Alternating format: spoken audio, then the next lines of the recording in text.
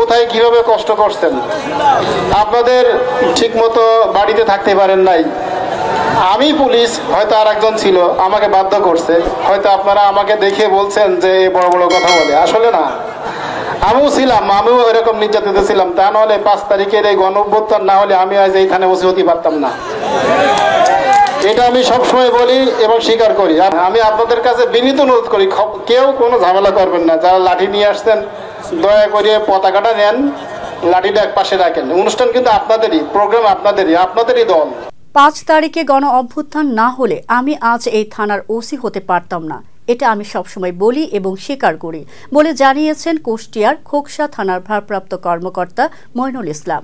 25শে December বেলা 11টার দিকে খোকসা জানিপুর সরকারি pilot মাধ্যমিক বিদ্যালয় মাঠে অনুষ্ঠিত উপজেলা বিএনপির কর্মী সমাবেশে দুই পক্ষের নেতাকর্মীদের মধ্যে গণ্ডগোল হট্টগোলের ঘটনা ঘটলে আইন শৃঙ্খলা পরিস্থিতি নিয়ন্ত্রণে আনতে মঞ্চে উঠে মাইকে একথা বলেন তিনি।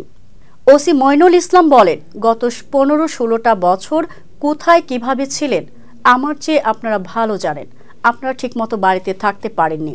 আমি পুলিশ, এখানে হয়তো অন্য আরেকজন ছিল, আমাকে বাধ্য করেছে। হয়তো আপনারা আমাকে দেখে বলছেন এ বড় বড় কথা বলে, আসলে না, আমিও ছিলাম, ওই রকম নির্যাতিতই ছিলাম। কুষ্টিয়ার খোকসা থানার ভারপ্রাপ্ত কর্মকর্তা মইনুল ইসলামের এই বক্তব্যের পর হট্টগোল থামলেও রাজনৈতিক মঞ্চে ওসির বক্তব্য নিয়ে শুরু হয়েছে সমালোচনা। মুহূর্তের মধ্যেই এই ঘটনার একটা ভিডিও সামাজিক যোগাযোগ মাধ্যমে ভাইরাল হয়েছে। তবে তিনি কোনো রাজনৈতিক বক্তব্য দেননি বলে দাবি করেছেন ভারপ্রাপ্ত কর্মকর্তা মইনুল ইসলাম। উপজেলা বিএনপির আহ্বায়ক বীর মুক্তিযোদ্ধা সৈয়দ আমজাদ আলীর সভাপতিত্বে অনুষ্ঠিত এ সমাবেশে সাবেক সংসদ সদস্য সৈয়দ মেহেদী আহমেদ রুমি, কুষ্টিয়া জেলা বিএনপির আহ্বায়ক কুতুব উদ্দিন আহমেদ, সদস্য সচিব প্রকৌশলী জাকির হোসেন সরকার সহ দলটির নেতাকর্মীরা উপস্থিত ছিলেন।